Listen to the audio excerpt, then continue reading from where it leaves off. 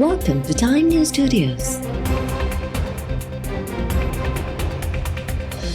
You are watching 11 a.m. Bulletin.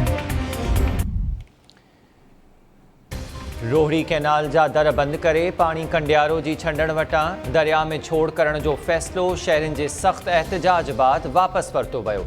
Kandiaro में आपाशी वज़ीर याम Khan sorrow जी सदारत में इजलास दौरान फैसलो थियण खां पोइ कंडियारो, ठारू शाह, दरबेलो ऐं ॿियनि शहरनि तोड़े ॻोठनि जे रहवासियुनि छंडण मोरी पहुची बंदि कयल दर खोले छॾिया।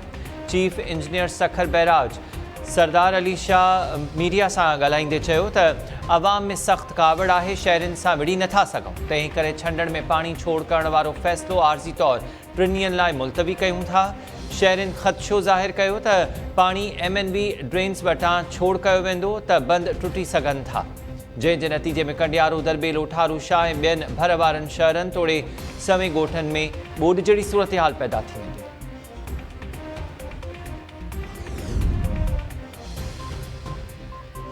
PPMPA सरफराज़ शाह ऐं संदसि पुट कंडियारो जा सभु इलाइक़ा ॿोड़े छॾिया आहिनि। हाणे कंडियारो शहर ॿुॾंदो त पंहिंजे चाचे चीफ इंजीनियर सखर बैराज सरदार शाह खे पाण ॻोल्हे हणंदुसि। PP काउंसलर आबिद शाह पंहिंजे ई पार्टी जे MPA ते छिती तनक़ीद कंदे चयो त कंडियारो शहर जी तबाही जो ज़िम्मेवार सरफराज़ शाह ऐं संदसि पुट आहे। जेको बि कंडियारो शहर खे ॿोड़ींदो उन सां विढ़ंदुसि।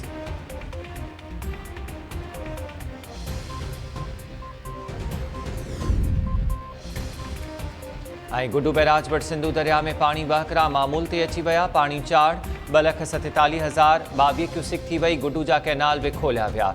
पाणी जी खणत बाद गुड्डू बैराज वटि हेठां वहकरो 2,44,342 क्यूसिक रिकॉर्ड। सखर बैराज वटि बि लाथ पाणी वहकरा विचोली चाड़ ते अची विया। मथां हेठां वहकरो 3,88,122 क्यूसिक थी वियो। कोटड़ी बैराज वटि मथां दर्जे जी ॿोॾि बरक़रार। मथां वहकरो 6,04,147 क्यूसिक ते पहुतल। पाणी जी खणत बाद हेठां पासे वहकरो 5,83,822 क्यूसिक रिकॉर्ड। आपाशी इख़्तियारियुनि जो चवणु आहे त सिंधु दरिया में मंछर ऐं नइन जो इज़ाफ़ी पाणी बि छोड़ थियण सबबि कोटड़ी वक़्तु चाड़ थी रहियो आहे। Chief engineer Kotri barrage Time News सां ॻाल्हि ॿोल कंदे चयो त ॿोॾि जो पाणी निकाल करण में 1 महीनो लॻी वेंदो। ॿोॾि जे पाणी लाड़ पट्टी जे कुझु बंदनि ते मसइला पैदा कया आहिनि, पर लाॻीतो पेट्रोलिंग सबबि को वॾो मसइलो पेश नाहे आयो।